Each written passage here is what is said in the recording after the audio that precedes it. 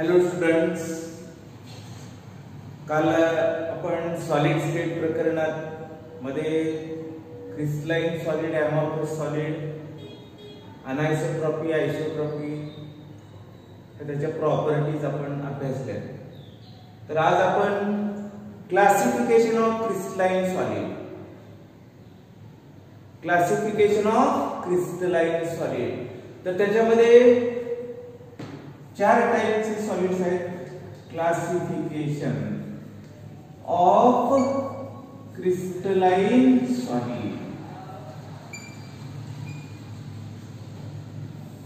तर हे क्लासिफिकेशन आपण चार टाइपचे क्रिस्टल्स काल मी जाताना शेवटच्या वेळेला सांगितलेलं. पहिला टाइप आहे आयोनिक क्रिस्टल्स किंवा आयोनिक सॉलिड्स. दुसरा आहे कोव्हॅलेंट नेटवर्क सॉलिड.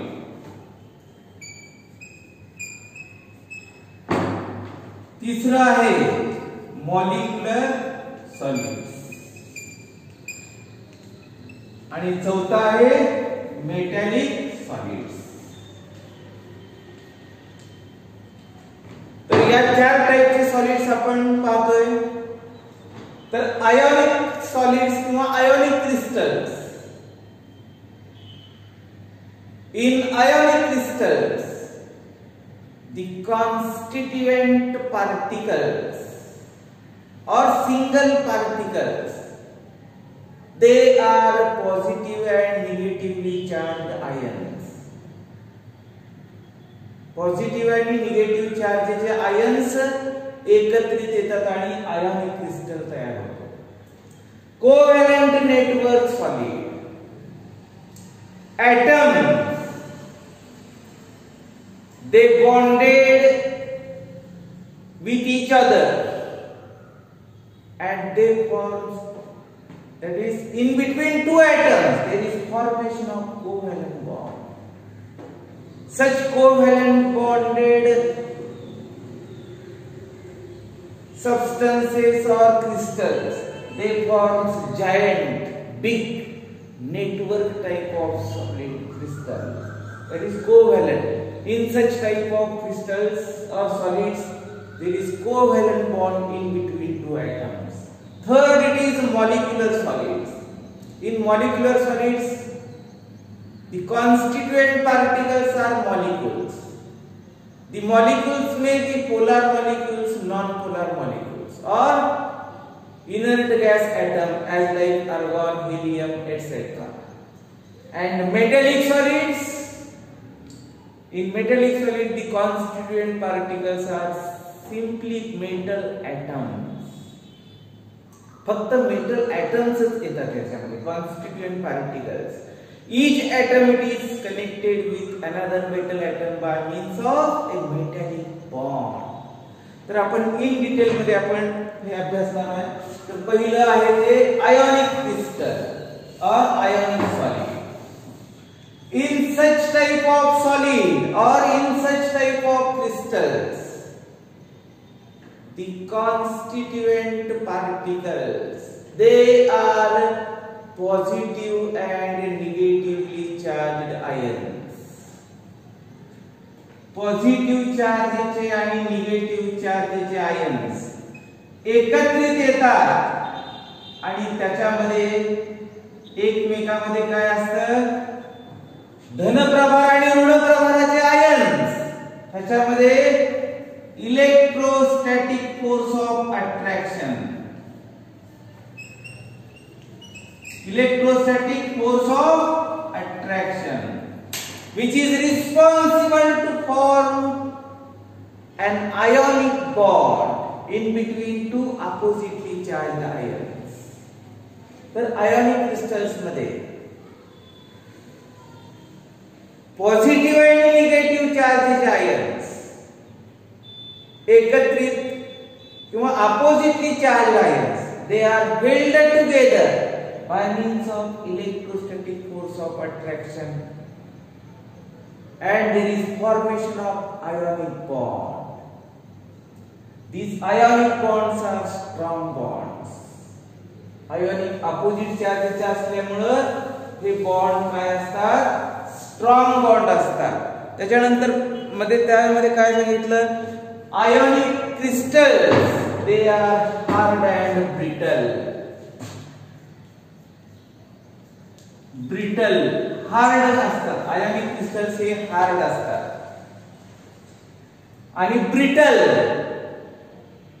म्हणजे टणक म्हणजे कसं, समजा चहाची कप बशी जर आपण घेतली, कप किंवा बशी फरशीवर पडल्यानंतर ते बशी किंवा कप काही असं आपण रबरासारखं वापरू शकत नाही, परंतु फरशीवर पडलं तर त्याचे तुकडे होऊन जातात. म्हणजे ते ब्रिटलपणा म्हणायचं, त्याला ब्रिटलनेस म्हणायचं, hard and brittle. Ionic crystals हे हार्ड आणि ब्रिटल असतात. All electrons, positive and negatively charged ions, are held together, which is responsible to form ionic bond, or it is also known as electrovalent bond. Due to such type of bond, ions are held together tightly, and due to this tightness, the crystal becomes hard. There is no free electrons in case of ionic crystals. All electrons are used in bonding process. Means ionic crystals in solid state they cannot conduct heat or electricity. Means they are bad conductors of heat and electricity in a solid state. But when they dissolve in water, ionic bonds can break. Electrons becomes free, and such free electrons are used for conduction of electricity or heat. Means in solid state, ionic crystals are bad conductors of heat and electricity. But in the aqueous medium or in the dissolved state, ionic bonds breaks. Electrons become free, and such free electrons are used for conduction of electricity. And hence, in the dissolved state or in the solution state, or if ionic crystals, if they are dissolved in a solvent like water, they becomes dissolved, means they produces free ions. Due to free ions, free electrons are also present in the solution form, and in the solution form they can conduct electricity. याची उदाहरण सांगायची म्हटलं तर NaCl चं उदाहरण चांगलं सांगता येईल. NaCl, KCl किंवा यासारखी उदाहरण तुम्हाला सांगता येतील. तर असे क्रिस्टल्स काय करतात की हार्ड, आता मिठाचा खडा जर आपण मोठा खडा घेतला हातामध्ये तर तो आपल्याला सहजासहजी असा फुटणार नाही, परंतु तो पाण्यात टाकला तर चटकन डिझॉल्व होईल. म्हणजे Na आणि Cl मध्ये आयोनिक बॉन्ड आहे. आता त्याच्यातले पॉझिटिव्हली चार्ज आयन असेल तर त्याला कॅटायन म्हणायचं, निगेटिव्हली चार्ज आयन असेल तर त्याला एनायन म्हणायचं. Cations and anions, they are held together by means of electrostatic force of attraction, which is responsible to form electrovalent bond, or it is also known as ionic bond. Ionic bonds are strong in the solid state, but if the ionic solids are dissolved in water, ionic bonds can break easily and ions become separate. Electrons become free. At that time they can conduct heat or electricity. Means ionic crystals, they are bad conductors of heat and electricity at a or in a solid form or in the dissolved form they can conduct heat or electricity. तर त्याच्यानंतर याचं उदाहरण K2SO4 सांगता येईल, K2SO4, CaF2 सांगता येईल. These are the various examples of the ionic crystals or ionic solids. त्याच्यानंतर आपण कोव्हॅलेंट नेटवर्क सॉलिड, दुसरा टाइप आहे तो covalent network solid. Covalent network solid मध्ये काय होतं बघा,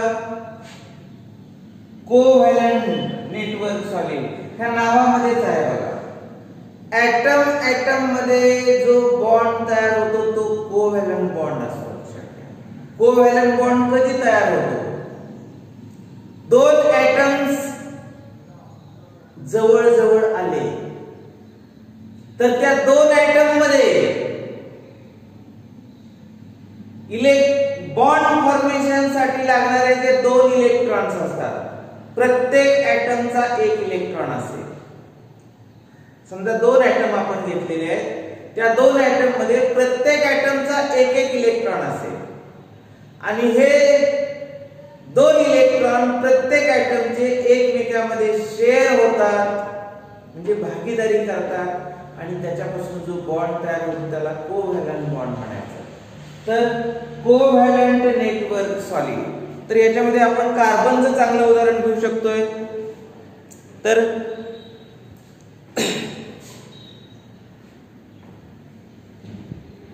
तर कोव्हॅलेंट बॉन्ड मध्ये कार्बनचं उदाहरण चांगलं सांगता येईल. एक कार्बन, दुसरा कार्बन, तिसरा कार्बन, चौथा कार्बन, पाचवा कार्बन किंवा डायमंडचं जे स्ट्रक्चर आहे आपण हे काढतो ते.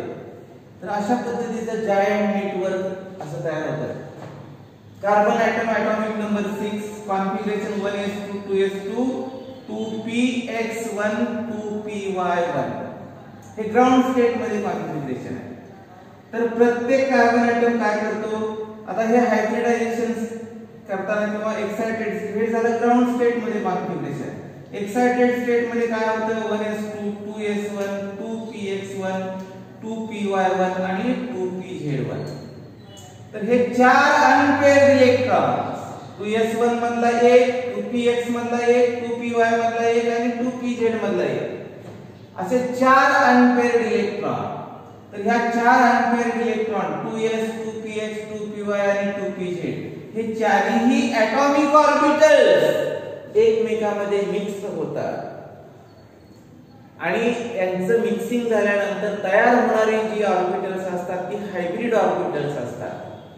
असे चार हायब्रिड ऑर्बिटल प्रत्येक कार्बन ऍटमचे असे चार बॉन्ड तयार करतो आणि हे बॉन्ड आहे त्याला म्हणायचं covalent type of bond. Such type of covalent bonds are formed. परत हा कार्बन तशाच पद्धतीने अशा पद्धतीचे कोव्हॅलेंट बॉन्ड तयार करतो, हा कार्बन परत तशाच पद्धतीने कोव्हॅलेंट बॉन्ड तयार करतो. म्हणजे हे स्ट्रक्चर असं विस्तृत शृंखलेसारखं वाढत जातं आणि म्हणून त्याला नेटवर्क पण म्हटलेलं आहे. नेटवर्क म्हणजे असं शृंखला तयार होत जाते, ही कुठेही खंडित होऊ शकणार नाही. आपण थांबो, जे जिथं बॉन्ड दाखवायचं थांबू तिथंच ते थांबेल.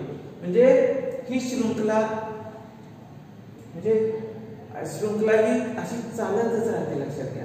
तर म्हणून कोव्हॅलेंट नेटवर्क सॉलिड. आता ह्या कोव्हॅलेंट नेटवर्क सॉलिड मध्ये तर असे कोव्हॅलेंट नेटवर्क, तर ऑल इलेक्ट्रॉन्स, प्रत्येक कार्बन, आता हा डायमंडचा आपण diamond it is hardest element किंवा diamond it is hardest substance.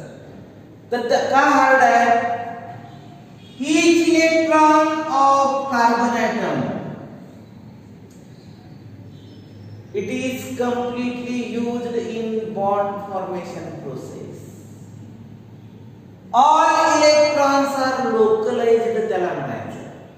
Electrons are localised. Localised म्हणजे यूज केलेले electron.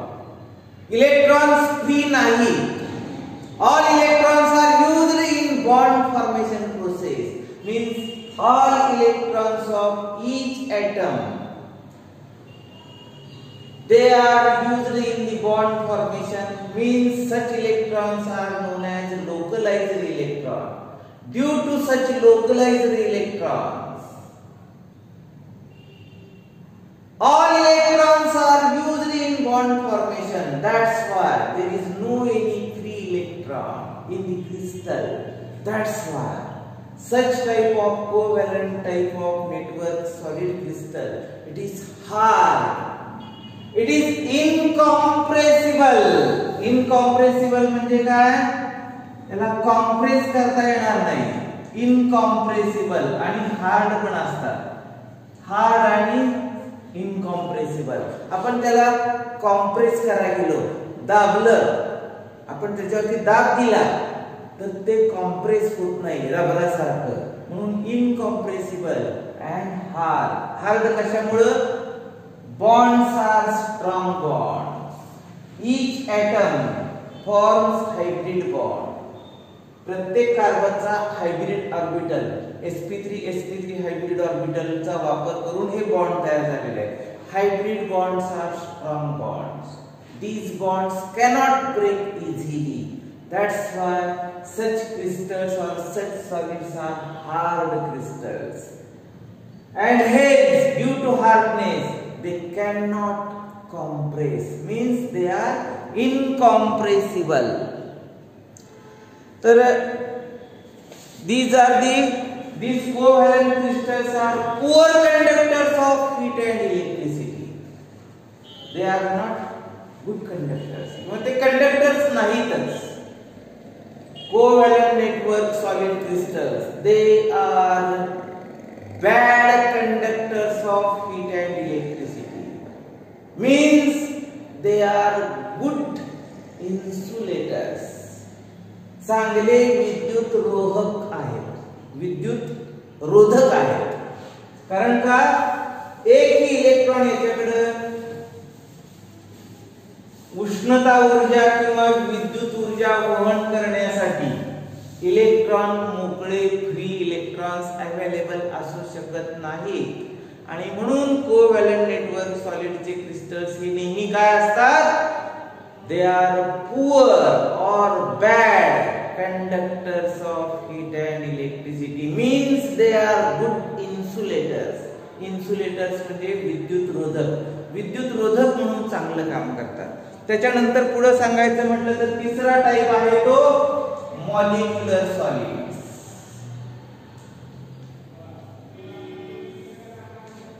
In molecular solids the constituent particles are molecules. एक पार्टिकल, एक सिंगल पार्टिकल हा मॉलिक्यूल असेल. असंख्य मॉलिक्युल्स एकत्रित येतील आणि मोठाच्या मोठा मॉलिक्युलर सॉलिड किंवा मॉलिक्युलर क्रिस्टल तयार होईल. आता याच्यामध्ये उदाहरण सांगायचे म्हटलं तर example CH4, H2O, NH3, CO2, H2O. These are the examples of the molecular solid. आता आपण साधं उदाहरण घेऊ H2O चं. H2O म्हणजे पाणी, लिक्विड वॉटर. हा आपण लिक्विड वॉटर हा पाण्याचा आपण बर्फ बनवला, फ्रीज मध्ये ठेवून दिला, मायनस टेम्परेचर त्याचा होऊ दिला तर पाण्याचा बर्फ झाला. पाणी म्हणजे H2O चा पाण्याचा बर्फ झाला. म्हणजे काय? H2O चे असंख्य पार्टिकल्स किंवा मॉलिक्युल्स एकमेकाशी कनेक्ट होतात. बर्फाची लादी मोठीच्या मोठी आपण कन्सिडर केली तर असंख्य H2O चे रेणू त्याच्यामध्ये एकमेकाला जोडलेले असतात. एक H2O चा मॉलिक्यूल, दुसरा H2O चा मॉलिक्यूल, तिसरा H2O चा, चौथा, पाचवा, सहावा, असे असंख्य H2O चे मॉलिक्यूल्स एकमेकाशी कनेक्ट झालेले असतात. आणि H2O चा म्हणजे सॉलिड, म्हणजे त्याला आईस म्हणतो आपण, solid ice type of crystal that is molecular solid crystal तयार होतो. तर याच्यामध्ये परत आणखी आपल्याला दुसऱ्या टाइप्स आहेत. तर याचे 2-3 टाइप आहेत. Polar molecular solids, polar molecular solids. Polar molecular solids मध्ये काय असतं बघा. पोलार म्हणजे पोलॅरिटी, पोलॅरिटी म्हणजे ध्रुवीयता म्हणायचं. ध्रुवीयता म्हणजे धनप्रभार आणि ऋणप्रभाराचे आयन्स एकत्रित ज्याचे ज्या क्रिस्टल मध्ये ज्या सॉलिड्स मध्ये मॉलिक्यूल असतो. आता मॉलिक्यूल घ्यायचं म्हटलं तर आपण इथं H2O चं घेऊ शकतोय. H2O. आता H2O हा मॉलिक्यूल पोलार मॉलिक्यूल आहे. कारण का H+ ला धनप्रभार आणि ऑक्सिजनला मायनस चार्ज आहे. हे धनप्रभाराचं पॉझिटिव्ह, हे ऋणप्रभार निगेटिव्ह, हे अपोजिट पोलॅरिटी आहे, पॉझिटिव्ह निगेटिव्ह. म्हणून याला पोलार मॉलिक्युलर सॉलिड म्हणायचं. पोलार मॉलिक्युलर सॉलिडचं चांगलं एक्झाम्पल H2O चं आपण देऊ शकतो. तर पोलार मॉलिक्युलर सॉलिड्स मध्ये काय असतं बघा. तर इथं एक H2O चा रेणू, दुसरा H2O चा रेणू. तर हे H+O-, H+O-, इथं H+ हे O-. तर हे O- आणि हे H+, इथं 2H करा, इथं 2H करा. म्हणजे 2 पॉझिटिव्ह 2 निगेटिव्ह. तर इथं धनप्रभार, इथं ऋणप्रभार. एका मॉलिक्यूलचा निगेटिव्ह चार्जचा आयन आणि दुसऱ्या मॉलिक्यूलचा शेजारचा पॉझिटिव्ह चार्जचा आयन, हे दोन्ही इथं पोलॅरिटी डेव्हलप होते. पोलॅरिटी इथं दोन जवळजवळच्या मॉलिक्यूल मध्ये, म्हणजे इथं डायपोल इंटरॅक्शन होतं. तर पोलार मॉलिक्यूल सॉलिड मध्ये डायपोल इंटरॅक्शन असतं आणि हे हायड्रोजन बॉन्डेड असतात. म्हणून हायड्रोजन बॉन्ड असेल तर बॉन्ड स्ट्रॉंग असतो. म्हणून बर्फ जर आपण मायनस टेम्परेचरला आपण जर का त्याचं -50 डिग्री सेल्सिअसला बर्फ घेतलं तर घट्ट दगडासारखं भासेल. कारण का त्याच्यामध्ये पोलार बॉन्ड्स आहेत आणि पोलॅरिटीमुळे आणि हायड्रोजन कंपाऊंड असेल, हायड्रोजन आयटम असेल बॉन्ड फॉर्मेशन मध्ये, तर hydrogen bonds are strong bonds and due to strong bond they cannot break easily. आपणाला बर्फाला -50 डिग्री सेल्सिअसला बर्फ तयार झाला असेल तर तो बर्फ फोडताना आपल्याला हातोडीने फोडावा लागेल, तेवढा हार्ड असेल. कारण का त्याच्यामध्ये पोलॅरिटी असते, डायपोल इंटरॅक्शन असतं आणि due to dipole interaction bonds formed are strong bonds. These are the hydrogen bonds. Hydrogen bonds are strong bonds. त्याच्यानंतर आपल्याला पोलार वीक डायपोल इंटरॅक्शन झाल्यानंतर H2. आता ह्याच्यामध्ये उदाहरण आणखी कुठली सांगता येईल. H2O सांगता येईल, HCl पण सांगता येईल. HCl पण पोलॅरिटी डेव्हलप होते, लक्षात घ्या. H2O सारखीच HCl मध्ये सुद्धा. तर पोलार मॉलिक्यूलचं उदाहरण, पोलार मॉलिक्युलर सॉलिडचं उदाहरण HCl, H2O etcetera. Polar bonds are strong bonds. त्याच्यानंतर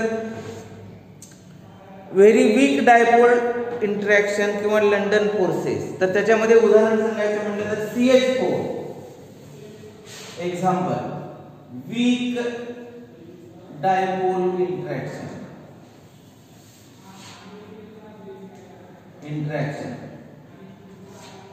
बी. एक्झाम्पल याचं CH4 सांगता येईल, NH3 सांगता येईल. तर याच्यामध्ये काय होतं बघा. CH4 मॉलिक्यूल, याच्यामध्ये कार्बन आणि हायड्रोजन दोन्ही पण धनप्रभार प्राप्त करू शकतात. हायड्रोजनने पॉझिटिव्ह चार्ज प्राप्त केला तर गरज असेल तर वीक निगेटिव्ह चार्ज प्राप्त करू शकतो. कार्बनला निगेटिव्ह चार्ज येऊ शकतो, पण कधी हायड्रोजन स्ट्रॉंगली पॉझिटिव्ह असेल तर कार्बन निगेटिव्ह चार्ज प्राप्त करू शकतो.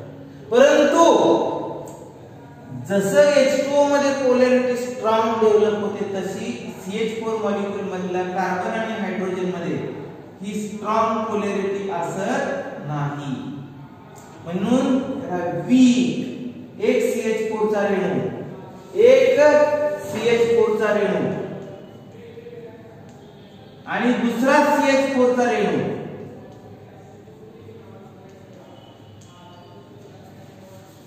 हा एक मॉलिक्यूल, हा दुसरा मॉलिक्यूल, एक CH4 दुसरा CH4, ह्याच्यामध्ये पोलॅरिटी असत नाही. जरी असली तरी वीक असतं. लक्षात घ्या, weak dipole interaction means poor polarity, means strong bond असू शकत नाही. म्हणून CH4 molecule NH3 molecule they forms किंवा वीक डायपोल इंटरॅक्शन असल्यामुळे बॉन्ड्स हे स्ट्रॉंग नसतात आणि काही कंडिशनला टेम्परेचरच्या ते बॉन्ड्स तयार होऊ शकतात. Weak dipole interaction. त्याच्यानंतर दुसरं सांगायचं म्हटलं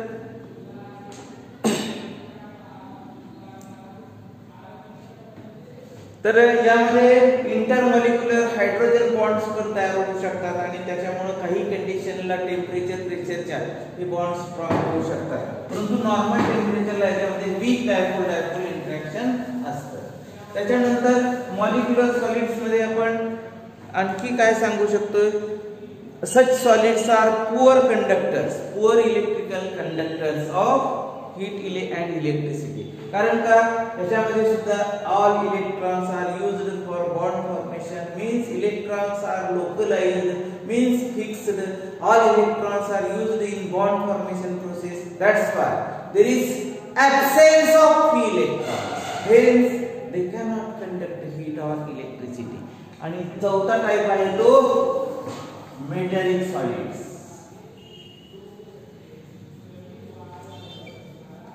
Metallic solids. In such type of solids or in such type of crystals, constituent particles are metal atoms. Metal atoms हे त्याचे constituent particles मध्ये घटक असतात. एक मेटल ॲटम दुसऱ्या मेटल ॲटमशी कनेक्ट झालेला असतो. तर हे त्याच्यासाठी आपल्याला इलेक्ट्रॉन्सची थेरी पाहता येईल. आता आपल्याला आपल्या घरात विद्युत प्रवाह जो आलाय तो कुठून कसा आलाय बघा. घरात आपल्याला कॉपरची वायर आपण इलेक्ट्रिकल फिटिंग साठी वापरलेली आहे, परंतु वीज बोर्डातून आपल्या घरी लाईट येताना ॲल्युमिनियमच्या वायर मधून आलेली आहे. तर ॲल्युमिनियमच का वापरला बघा, तर सोडियम, मॅग्नेशियम आणि ॲल्युमिनियम याच्यामध्ये काय असतं बघा. याचा ॲटॉमिक नंबर 11, याचा 12, याचा 13. 11 म्हणजे याचं कॉन्फिगरेशन जुन्या पद्धतीने 2, 8, 1 असं लिहू शकतो आपण. मॅग्नेशियमचं कॉन्फिगरेशन 2, 8 आणि 2 असं लिहू शकतो. ॲल्युमिनियमचं कॉन्फिगरेशन 2, 8 आणि 3 असं लिहू शकतो. म्हणजे शेवटच्या शेल मध्ये इलेक्ट्रॉन्स इथं किती आहे? 1. इथं किती आहे? 2. इथं किती आहे? 3. शेवटच्या शेल मध्ये इलेक्ट्रॉन्स. हे इलेक्ट्रॉन्स इलेक्ट्रिसिटी कंडक्शन साठी वापरले जातात. हे इलेक्ट्रॉन्स मेटल ॲटम, एक मेटल ॲटम दुसऱ्या मेटल ॲटमला जोडण्यासाठी वापरले जातात. आणि एक मेटल ॲटम दुसऱ्या मेटल ॲटमशी जोडला जाणं हे फक्त आणि फक्त शेवटच्या शेल मधल्या इलेक्ट्रॉनच्या मार्फत होतं. शेवटच्या Na च्या बाबतीमध्ये शेवटच्या शेल मध्ये एकच अनपेअर्ड इलेक्ट्रॉन आहे. मॅग्नेशियम मध्ये 2 अनपेअर्ड इलेक्ट्रॉन आहेत. ॲल्युमिनियम मध्ये 3 अनपेअर्ड इलेक्ट्रॉन आहेत. जेवढे जास्त इलेक्ट्रॉन आउटर मोस्ट सेल मध्ये तेवढा तो क्रिस्टल किंवा तो सॉलिड स्ट्रॉंग बॉन्ड तयार करू शकतो. Number of unpaired electron in the outermost shell they are large, किंवा number of electrons in the outermost shell are in a more proportion. Metallic bonds are strong bonds. Aluminium आणि magnesium याच्यामध्ये ॲल्युमिनियमचा crystal strong असेल, ॲल्युमिनियमची wire आपण जर वापरली एकदा दोनदा तीनदा तर लगेच मोडत नाही. मॅग्नेशियमची फीत एकदा दोनदा आपण अशी हे केली की लगेच तुटून जाते. कारण का याच्यापेक्षा याच्यामध्ये एक इलेक्ट्रॉन कमी आहे. मॅग्नेशियम आणि सोडियमचा पीस आपण सोडियम रॉकेलमध्ये ठेवतो. सोडियमचा पीस आपण चाकूनच सहजासहजी कापू शकतो. आल्याचा कसा तुकडा असतो तसं लगेच कट होऊ शकतो. कारण का सोडियमच्या शेवटच्या शेलमध्ये एकच अनपेअर्ड इलेक्ट्रॉन आहे. म्हणून बॉन्ड फॉर्म मेटॅलिक बॉन्ड हे वीक असतो. म्हणजे मेटॅलिक बॉन्डची स्ट्रेंथ ही ॲल्युमिनियम मध्ये ग्रेटर आहे कशापेक्षा मॅग्नेशियम पेक्षा, आणि मॅग्नेशियम मध्ये ग्रेटर आहे कशापेक्षा सोडियम पेक्षा. Metallic bond strength metal bond strength in aluminum it is greater as compared to magnesium. Metallic bond strength in magnesium crystal is greater as compared to sodium.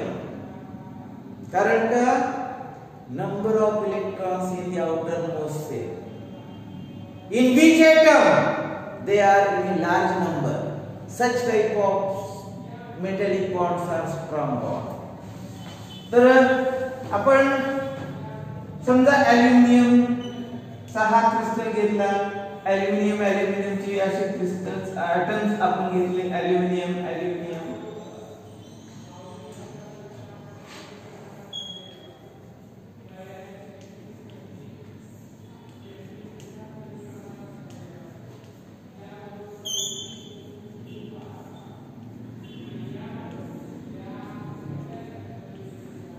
तर इथं काय होतं बघा. प्रत्येक ॲल्युमिनियमच्या म्हणजे हेच मी आणखी इकडे दाखवतो. एक ॲल्युमिनियम ॲटम त्याची पहिली कक्षा 2 इलेक्ट्रॉनची, दुसरी कक्षा 8 इलेक्ट्रॉनची, तिसरी कक्षा 3 इलेक्ट्रॉनची. एक ॲल्युमिनियम ॲटम. आता हा समजा 2 इलेक्ट्रॉन, हे 8 इलेक्ट्रॉन आणि हा शेवटचा हा 3 इलेक्ट्रॉन. परत इथं हे 2 इलेक्ट्रॉन, हे 8 इलेक्ट्रॉन आणि हे 3 इलेक्ट्रॉन. परत इथं तसंच 2 इलेक्ट्रॉन, 8 इलेक्ट्रॉन आणि परत हे 3 इलेक्ट्रॉन. तसंच इथं 2, 8 इलेक्ट्रॉन, 3 इलेक्ट्रॉन. तसंच इथं 2, 8 इलेक्ट्रॉन परत 3 इलेक्ट्रॉन. म्हणजे ॲल्युमिनियमच्या क्रिस्टल मध्ये एक ॲल्युमिनियम ॲटम, दुसरा ॲल्युमिनियम ॲटम. ॲल्युमिनियम ॲटम पहिली के कक्षा त्याच्यामध्ये 2 इलेक्ट्रॉन, दुसरी एल कक्षा त्याच्यामध्ये 8 इलेक्ट्रॉन आणि तिसरी एम कक्षा त्याच्यामध्ये 3 इलेक्ट्रॉन. हा एक ॲल्युमिनियम ॲटम झाला. दुसरा त्याच्या लगतच असणार हा ॲल्युमिनियम ॲटम पण तसंच असेल. K shell 2 electron, L shell 8 electron, M shell 3 electron. एक ॲल्युमिनियम ॲटम दुसऱ्या ॲल्युमिनियम ॲटमला टच मध्ये असेल आणि त्यांचं शेवटचं शेल जे आहे दोघांचं पण दोन्ही नेबरिंग ॲटम, दोन जवळजवळचे ॲटम, तर शेवटचं जे आउटर मोस्ट व्हॅलेन्सी सेल आहे ते काय होतं एकमेकावरती ओव्हरलॅप होतं. दोन जवळजवळच्या ॲल्युमिनियम ॲटम मधले शेवटचं शेल एकमेकाला जवळ असल्यामुळे ते ओव्हरलॅप होतं. म्हणजे या कक्षेमधले 3 इलेक्ट्रॉन फिरत असताना या ॲटमची शेवटची कक्षा याच्यावरती ओव्हरलॅप झाल्यामुळे हे 3 इलेक्ट्रॉन फिरत असतानाच या कक्षेमध्ये एंट्री करतात. इथले 3 इलेक्ट्रॉन इथे फिरत असतानाच हे या कक्षेमध्ये एंट्री करतात. इथले 3 इलेक्ट्रॉन या कक्षेमध्ये फिरत असताना ते परत इथे एंट्री करतात, परत इथे एंट्री करतात, परत इथे एंट्री करतात, परत इथे एंट्री करतात, परत इथं, परत इथं, परत इथं. अशा पद्धतीने इलेक्ट्रॉन काय होतात एका ठिकाणाहून दुसऱ्या ठिकाणी शेजारच्या ॲटम मध्ये शिफ्ट होतात. आणि मग काय होतं एका ॲल्युमिनियमनं इलेक्ट्रॉन देताना आणि दुसऱ्यानं घेताना ह्या ॲल्युमिनियम ॲटमनं हे इलेक्ट्रॉन सोडून दिले आणि यानं घेतले, त्यावेळेला हा मेटल ॲटम आणि हा मेटल ॲटम ह्याच्यामध्ये कनेक्शन होतं आणि त्यावेळेला तो मेटॅलिक बॉन्ड तयार होतो. हा अल्युमिनियम एटम इलेक्ट्रॉन सोडून देण्याच्या टेंडन्सी मध्ये आहे आणि हा घेण्याच्या टेंडन्सी मध्ये आहे. त्यावेळेला या दोन अल्युमिनियम एटमचं कनेक्शन एकमेकाशी जोडलं जातं आणि त्या agency by that agency there is formation of metallic bond. तर अल्युमिनियम क्रिस्टलचं स्ट्रक्चर कसं असू शकतं? There is a sea of mobile electrons, म्हणजे इलेक्ट्रॉनचा समुद्र आहे आणि अशा इलेक्ट्रॉनच्या समुद्रामध्ये हे अल्युमिनियमचे ॲटम्स किंवा त्याला अल्युमिनियमचे आयन्स म्हणतो. 3 इलेक्ट्रॉन लूज केले अल्युमिनियम तर अल्युमिनियम आयन्स करतात. तर अल्युमिनियम ॲटम आयन्स त्याला केर्नेल्स असं पण म्हटलं जातं किंवा पॉझिटिव्हली चार्ज आयन्स त्याला काय म्हणायचं? कॅटायन्स.